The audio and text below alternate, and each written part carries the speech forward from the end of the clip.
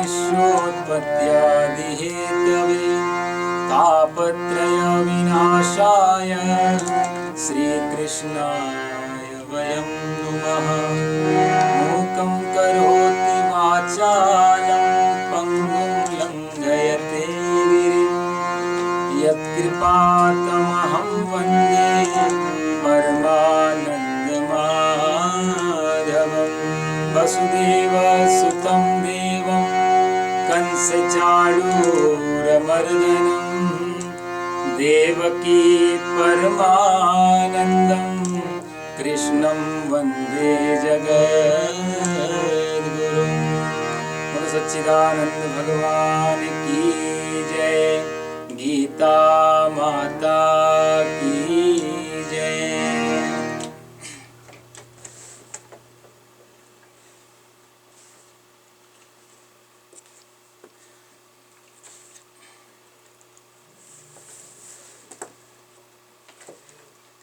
तो काफ़ी समय हो गया हम लोगों को, 2 वीक से नहीं हो पा रहे थे। ये मेरी आवाज़ आ रही है अच्छी तरह से?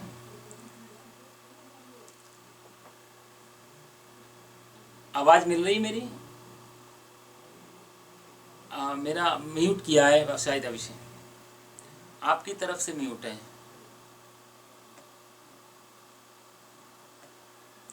आपकी तरफ से म्यूट हो गया, अब आ रही है? हाँ जी, आपने सभी को ना म्यूट पे डाल दिया था शायद। अच्छा,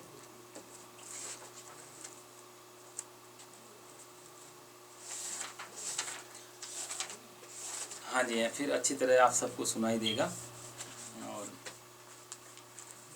तो लास्ट 2 वीक से हमारा आगे नहीं बढ़ पा रहा था, बहुत व्यस्तता थी मंदिर में, क्योंकि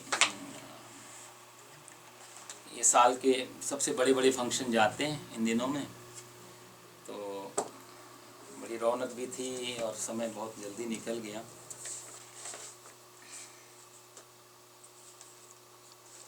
तो किसी का कोई प्रश्न आदि, कोई क्वेश्चन हो, कोई शंका किसी प्रकार की हो तो पूछ सकते हैं, नहीं तो फिर हम आगे बढ़ेंगे। इस गीता के 3रा अध्याय हमारा चल रहा है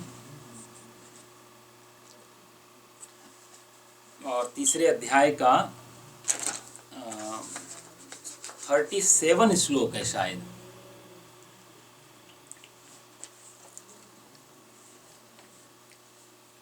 श्री भगवान उवाच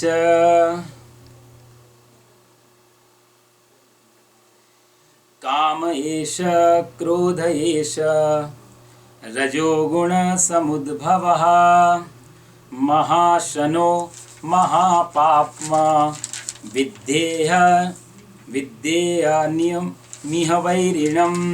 काम एष क्रोध एष रजोगुण समुद्भवः महाशनो महापाप्मा विद्येह वैरिणम्। श्री भगवान उवाच, श्री भगवान जी कहते हैं, भगवान श्री कृष्ण, हे अर्जुन, रजोगुण से उत्पन्न, समुद्भव मतलब उत्पन्न, ऐसा काम, ये जो काम है, और ऐसा क्रोध, ये जो क्रोध है, महाशना, ये बहुत खाने वाला है, महाशन मतलब खाने वाला, और महापापमा, महान पापी है। यह इसलिए एनम वैरणम विद्धि, इसलिए तू इसको अपना शत्रु जान। वैरणम मतलब वैरी, शत्रु, और विद्धि मतलब, विद्धि का अर्थ होता है जैसे किसी चीज़ को बहुत फोर्स करके कहा जाए, सख्त होकर के कहा जाए। भगवान ने पहले भी इस शब्द का यूज़ किया, तद विद्धि प्रणिपातेन परिप्रश्नेन सेवया, आगे भी भगवान करेंगे। तो ये विद्धि जब कहते हैं भगवान, तो इसका अर्थ होता है कि भगवान इसको बहुत ताकत लगा के बता रहे हैं अर्जुन को कि बिल्कुल अर्जुन, ये शत्रु हैं, ये सामान्य बात नहीं है। तो एक आज्ञा कर रहे हैं और एक फोर्स करके अर्जुन को कहना चाहते हैं भगवान कि एनम वैरिणम विद्धि, ये बहुत ही वैरी हैं और ये, इनको तू वैरी जान, इनको तू शत्रु जान। किसको? काम एष क्रोध एष, ऐसा काम ऐसा क्रोध, दोनों चीज़ों को। क्यों भगवान ऐसा कह रहे हैं? भगवान से अर्जुन ने, जब हम पिछली बार चर्चा कर रहे थे तो अर्जुन ने एक प्रश्न किया था। हम थोड़ा सा पीछे जाएंगे जिससे कि समझ में आए आगे आंसर क्या है। उत्तर जो भगवान देंगे उसके लिए प्रश्न को दोबारा थोड़ा सा समझेंगे। आप सब लोगों ने सुना था, लेकिन हम 2 मिनट फिर से अर्जुन की बात को वापस लाएंगे। अर्जुन ने पूछा था, प्रभु अथा केन प्रयुक्तोयम पापम चरति पुरुषः। ये प्रश्न था ना अर्जुन का। अर्जुन कह रहा था कि प्रभु किस कारण से, कौन है ऐसा जो पापम चरति पुरुषः, ये प्राणी मनुष्य जीव पापम चरति, पाप को करता है। उसी लाइन में, दूसरी लाइन में कहता अनिच्छन्नपि वार्ष्णेय। अर्जुन पहले पूछ रहा है कि कोई भी जीव पाप क्यों करता है। अच्छा, पाप करना चाहता है तो चलो फिर भी छोड़ दिया जाए। लेकिन अर्जुन दूसरी लाइन में बहुत अच्छी बात कहता है, कंडीशन लगा रहा है, अनिच्छन्नपि वार्ष्णेय, बिना इच्छा के। भाई कोई आदमी को मालूम है कि मैं पाप कर रहा हूं, चलो उसके लिए तो माफ कर दिया, उसको तो भगवान जो करना है सो करेगा, अर्जुन कह रहा है। लेकिन अनिच्छन्नपि वार्ष्णेय, हे वार्ष्णेय, हे प्रभु, अनिच्छन्नपि, बिना इच्छा के सत्कर्म करना चाहता है पुरुष, फिर भी उसको पाप हो जाता है उससे। कौन है ऐसा? और अंतिम, उसी श्लोक की अंतिम लाइन में अर्जुन कहता है कि बलान बलादिव नियोजितः, बलपूर्वक कोई खींचता है उसे कौन पाप में प्रवृत्त करा देता है। कहीं ना कहीं अर्जुन की पीड़ा भी यही है। आप देखो ना, अर्जुन शुरू से ही युद्ध के पक्ष में नहीं है। अर्जुन को लग रहा है कि मैं पाप कर रहा हूँ, ये गुरुजी और ये मामा जी ससुर जी, इन सब पे बाण चलाऊंगा, पूज्य लोग हैं, ये मरेंगे तो ये पाप हो जाएगा मेरे द्वारा, और मैं करना नहीं चाहता हूँ। तो इस श्लोक में कहीं ना कहीं अर्जुन, मुझे ऐसा लगता है श्लोक की जो भाव हैं कि अर्जुन अपनी व्यथा को भगवान के सामने प्रकट कर रहा है, एक पक्ष में, एक अर्थ में, कि कौन पाप करवा रहा है, और दूसरा ये भी शायद बताना चाहता है, प्रभु आप मेरे को कह रहे युद्ध करो तो भगवान अपना नाम ले लें कि मेरी इच्छा से हो रहा है, तो कम से कम पाप भी यदि हुआ तो भगवान के ऊपर चला जाएगा, मैं फिर भी बच जाऊंगा। ये अर्जुन ने स्पष्ट तो नहीं किया भगवान के लिए कि अनिच्छन्नपि के, वो जो इच्छा उसने शर्त लगा दी कि बिना इच्छा के भी पाप करना पड़ रहा है। तो फिर कौन है पीछे? बलादिव नियोजितः, बलात् मतलब जबरदस्ती, जोर से कौन उसको धक्का देता है, कौन उसको खींच लेता है पाप करने के लिए? प्रभु आप हैं। और इस प्रश्न के बारे में मैंने आपसे पहले भी कहा कि सभी धर्मों ने, पृथ्वी पे जितने भी धर्म हैं, सभी धर्मों ने इस प्रश्न का उत्तर खोजने की कोशिश की, क्योंकि ये क्वेश्चन अर्जुन ने ही नहीं, सभी धर्मों ने निकाला। डायरेक्टली इनडायरेक्टली बात आई है कि जब सब कुछ ईश्वर का है, सब कुछ खुदा अल्लाह का है, सब कुछ मूसा का है, सब कुछ परमात्मा का है, सब कुछ बुद्ध महावीर की, तो फिर पाप क्यों हो रहे हैं? उनकी कृपा से। भगवान तो नहीं चाहेंगे कोई पाप हो, ईश्वर तो नहीं चाहेंगे कोई आदमी गलत काम करे, तो फिर कौन? तो फिर दूसरे धर्मों ने एक वैकल्पिक रास्ता निकालने की कोशिश की। उन्होंने कहा कि शैतान है, कोई डेविल है जो तुमसे अचानक आके पाप करा लेता है। ये उत्तर बहुत ज्यादा महत्वपूर्ण नहीं है, क्योंकि यदि कहते हैं हम शैतान हमसे पाप करवा रहा है, तो इसका अर्थ ही हुआ कि शैतान परमात्मा की नहीं सुनता। शैतान ज्यादा पावरफुल देन परमात्मा, और शैतान यदि ज्यादा पावर में है, ज्यादा शक्ति है शैतान के पास, और परमात्मा उसको रोक नहीं पा रहा है, तो अर्जुन कहता है, फिर कह सकता था यदि ये बात कृष्ण भगवान भी कहते, तो अर्जुन कहता प्रभु यदि परमात्मा से ज्यादा शक्तिशाली शैतान हो गया तो मैं फिर शैतान की ही पूजा ना करने लग जाऊं, उसी को अपना गुरुजी बना लूं। फिर भगवान की शरण में जाने का मतलब क्या? फिर सर्वशक्तिमान परमात्मा कैसे हो गया यदि डेविल ही के पास पावर ज्यादा है? तो ये उत्तर बहुत ज्यादा मायने नहीं रखते हैं। ये सिर्फ कहा जाए तो एक क्वेश्चन को दबाने के लिए, आदमी को डराने के लिए, सिर्फ पीछा छुड़ाने के लिए, बहुत सारे कारणों से ये उत्तर खोजे गए। भारतीय संस्कृति, सनातन धर्म ने भगवान श्री कृष्ण की उद्घोषणा आप सुनिए, देखो आगे कैसे भगवान उत्तर देंगे। गजब का इन्होंने उत्तर निकाला भगवान ने। कोई शैतान, कोई डेविल किसी के ऊपर उन्होंने नहीं डाला ये, क्योंकि हजारों हजार बार ये प्रश्न खड़ा हुआ है बड़ी बड़ी सभाओं में, बड़े बड़े संत महापुरुषों के उसमें भी हुआ है। क्यों इतना बीमारी, क्यों इतना दुख है, क्यों आदमी पाप कर रहा है, क्यों ऊपर वाला रोक क्यों नहीं रहा है। हमारे सामने भी ये बहुत बार प्रश्न आते हैं कई रूपों में, कि आप लोग कहते हैं कि सर्वशक्तिमान परमात्मा है, परमात्मा माता है, पिता है, वो सब सर्वशक्तिमान है, सब जगह व्यापक है, तो फिर ये सब क्यों नहीं रोक रहा है। तो ये भगवान यहाँ अर्जुन की इस बात को अपने ढंग से उत्तर देंगे, लेकिन प्रश्न में ये समझना बहुत अच्छी बात है कि प्रश्न को दो तरीके से समझा जा सकता है। अर्जुन एक तो अपने लिए भी ये प्रश्न पूछ रहा है, कहीं ना कहीं अर्जुन से रिलेटेड ये प्रश्न है, क्योंकि अर्जुन भागना चाह रहा था, उसकी बिल्कुल इच्छा इस समय युद्ध करने की नहीं है।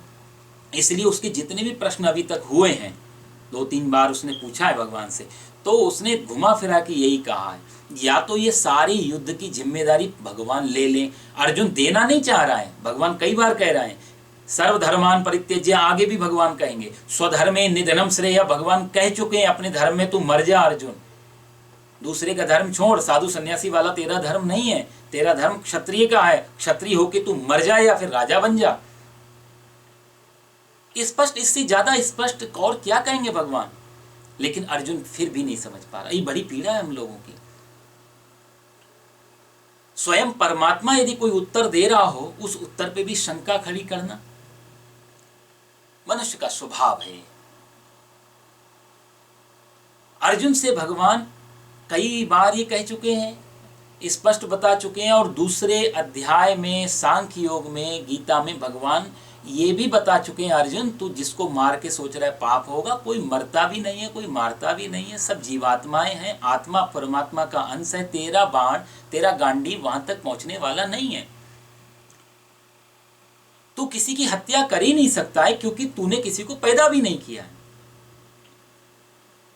भगवान वासांसी जीर्णानि यथा विहाय, कपड़े की तरह शरीर बदलता है आत्मा, बहुत सारे एग्जाम्पल से अर्जुन को समझा चुके हैं कि तू युद्ध सिर्फ कर्म कर, तू बाकी चीजें छोड़ दे, क्या परिणाम होगा, बहुत सारे तरीके से समझाया। लेकिन अर्जुन यहाँ पर फिर भी अपने ऊपर जिम्मेदारी ले रहा है। कहने का भाव यह है, जब हम जिम्मेदारी अपने ऊपर ले लेते हैं, पाप और पुण्य वहीं से शुरू होते हैं। जिम्मेदारी जब परमात्मा पे चली जाती है तो पाप पुण्य फिर नहीं रह जाते। क्यों नहीं रह जाते? क्योंकि इसके आगे भी प्रश्न होंगे, फिर हम जिम्मेदारी परमात्मा पे छोड़ के हम पाप करेंगे तो क्या पाप का फल नहीं लगेगा?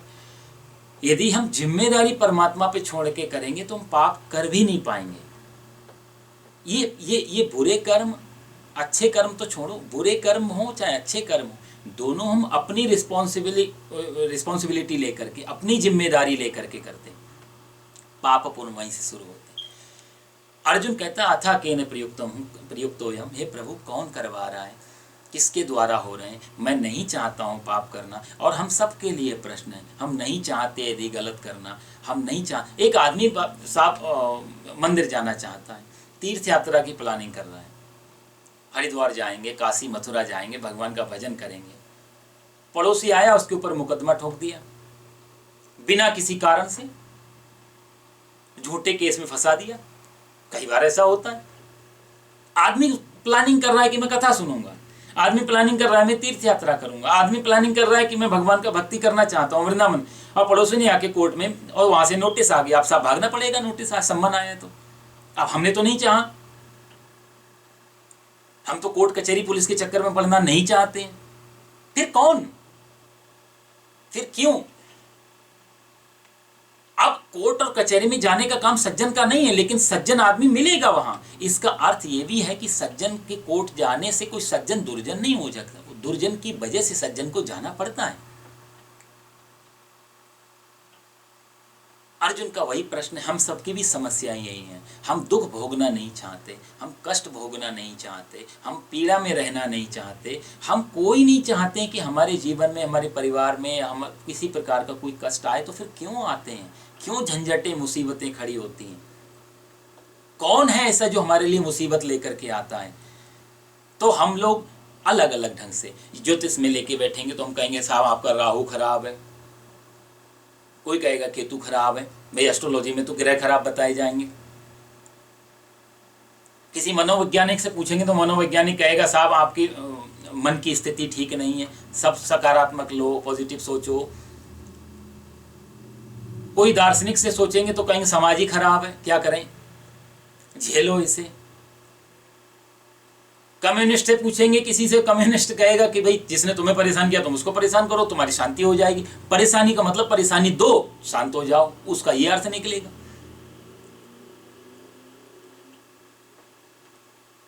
किसी को पीड़ा दे के अपनी पीड़ा कम कैसे हो सकती है? लेकिन अपनी अपनी परिभाषाएं हैं।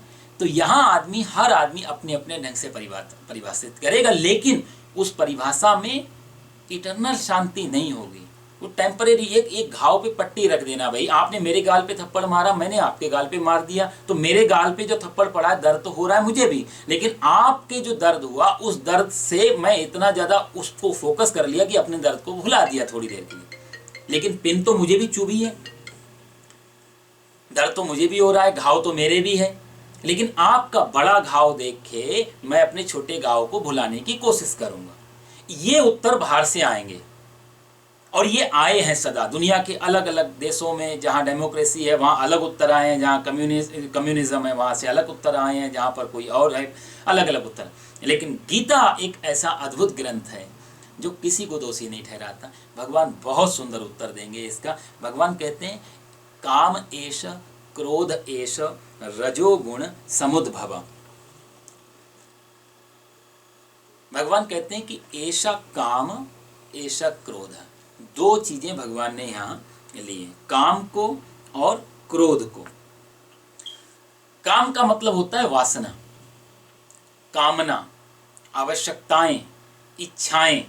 अच्छा, इच्छाओं में और आवश्यकताओं में भी अंतर है, लेकिन परेशान दोनों करती हैं। आवश्यकता भी परेशान करती है, इच्छा भी परेशान करती है। दोनों में लेकिन दोनों के पीछे थोड़ा अंतर है। आवश्यकता के बिना हम नहीं रह सकते। जैसे हमें भूख लगी है, खाना खाना है, पेट ने अंदर की जो जठराग्नि है प्रबल है, अंदर से डिमांड आई है कि ये खाना दो क्योंकि भूख लगी है, और वो आवश्यकता है। यदि हम उसको खाना नहीं देंगे मर जाएंगे। लेकिन उस भूख में अंदर एक एक हमारी वासना भी है उस इच्छा में। तो वो एक भूख जो है वो आवश्यकता है, और भूख जब डिफाइन करती है बाहर की, नहीं खाना तो दो लेकिन ये वाला खाना दो, वो इच्छा हो गई। आवश्यकता खाने की है, इच्छा वैरायटीज की है कि ये खाने में चाहिए। तो जो आवश्यकता को पूरी परमात्मा सदा करता रहता है इस दुनिया की जो आवश्यकताएं हैं, लेकिन इच्छाओं को पूरी करने में परमात्मा का रोल नहीं रह जाता। इच्छाएं पूरी कभी किसी की होती नहीं, भगवान उसी का नाम ले रहे हैं। आगे हम भी उसकी व्याख्या करेंगे। अभी भगवान कहते हैं काम, वासना, इच्छाएं, वासनाएं एक ये, और दूसरा क्रोध एष, दूसरा क्रोध भगवान ने कहा। ये दो चीजों को भगवान ने यहाँ पर पकड़ा है, जिम्मेदार ठहराया। और ये कैसे हैं? तो महापापमा और महाशना। एक के लिए भगवान कहते हैं महाशना। महाशना का मतलब होता है बहुत ज्यादा खाने वाला, जिसकी भूख कभी ना मिटे, वो उसको बोलते हैं महाशना संस्कृत में। तो पहला भगवान ने कहा काम एष महाशना, मतलब बहुत खाने वाला काम, और क्रोध एष महापापमा, जो क्रोध को महापापी बताया है।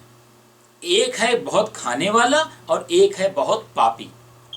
क्रोध को, पाप का जिम्मेदार भगवान कहीं ना कहीं क्रोध को ठहरा रहे हैं, और काम का जो परिणाम है वो बहुत खाने वाला, जिसका पेट कभी ना भरे, ये भगवान यहाँ बताते हैं। और रजोगुण समुद्भव, ये रहते कहाँ हैं? बोले ये रजोगुण से उत्पन्न होते हैं। हम लोग रजोगुण के बारे में बात करेंगे। काम और क्रोध दो चीजों को थोड़ा समझेंगे, इसके बाद फिर आगे बढ़ेंगे। भगवान कहते हैं कि देखो इच्छाएं, काम कैसे महाशना है, बहुत खाने वाला कैसे है।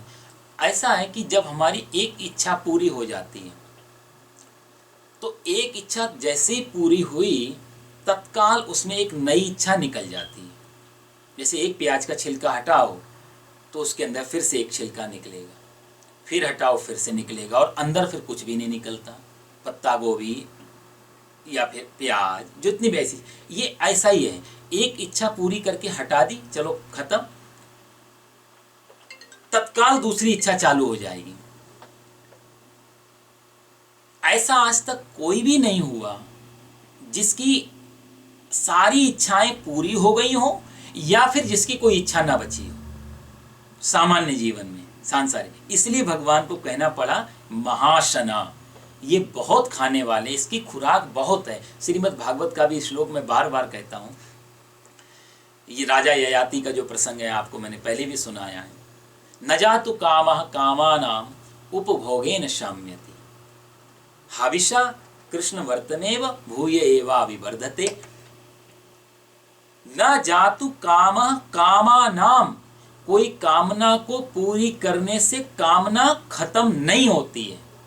राजा ययाति कहते हैं न जातु कामः कामान उपभोगेन शाम्यति। वो ये भी कहते हैं, भगवान यहाँ तो कहते हैं कामना पूरी होने से दूसरी कामना आती है, लेकिन राजा ययाति इस बात में और भी बात जोड़ते हैं कि कामना को पूरा हो जाने पर उपभोगेन, उस कामना को यदि भोग भी लिया तो न शाम्यति, वो शमन नहीं होती। जैसे कि भूख है, खाना है, अब खाना हमने अभी खाया, पेट भर गया, मैं हम आपसे पूछते हैं आपको और चाहिए, आप बोलोगे नहीं नहीं अब बिल्कुल नहीं चाहिए, अब तो बिल्कुल नहीं जाएगा पेट में, खाना भर गया।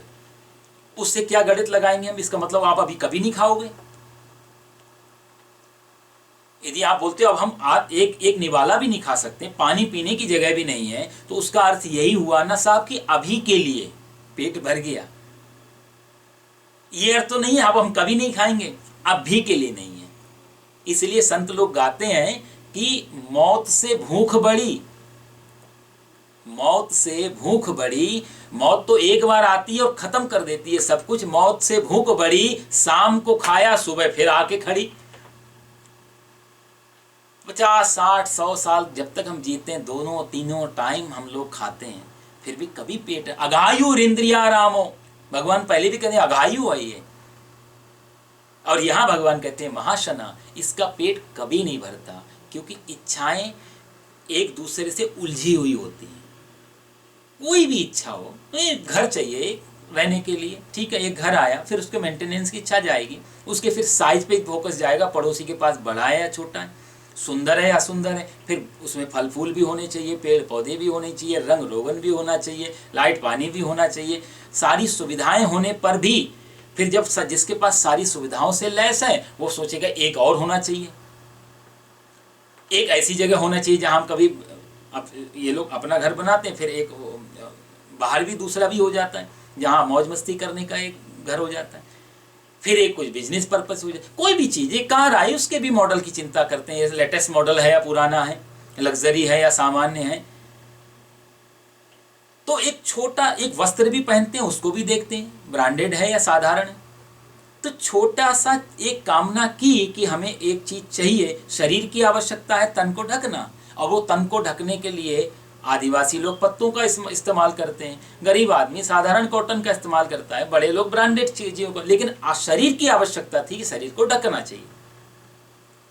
आवश्यकता तक तो ठीक है, लेकिन आवश्यकता ने जब इच्छा को जोड़ दिया साथ में, वहां से कामना चालू हो गई।